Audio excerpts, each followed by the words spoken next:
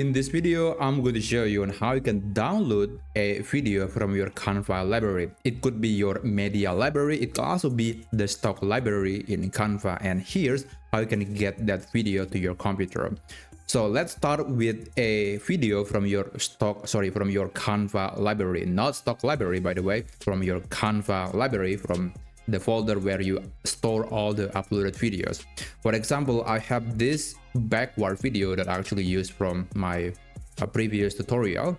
And if I want to download this, I could just manually insert this into my document and then click the share button, download, etc. It's pretty typical, but it's too long. It's requiring too much steps. Instead, you can just right click on the video, on the thumbnail of the video, or you can also click this button and click download. So what's going to happen is Canva will immediately download the file to your computer, and then you can use it for other purposes. So that was for downloading a video from your personal media library. But how about if you want to download a video from, let's say, Canva stock library, like this one? I'm going to search for a yellow car, and I'm going to get a video from one of these stock libraries. Let's try this car. This is not real car, I believe. Yeah, it doesn't really matter, but I want to download this.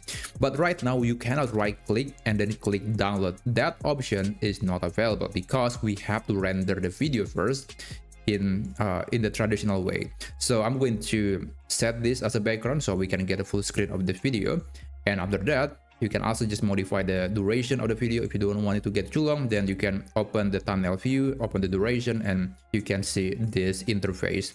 Now, in order to download this video, the process is pretty simple. Just go to share, click download, and you can select the format, select the quality, and click download. But sometimes, depending on the video that you are trying to get, you might not able to download the video because it was a premium footage, and it is requiring you to add another element. So if that happens, you can actually use a trick, like you can insert for example, a simple shape like a square, but you set it to be fully transparent, so it's not visible, and then you can start downloading the video again. That's usually how I did it. It's very simple, and we can still get pretty much the same video. So that's basically it. That's how you can download a video from your Canva media library and also from Canva stock library. If you find this video to be helpful, please consider subscribing to this channel, and I'll see you on the next video.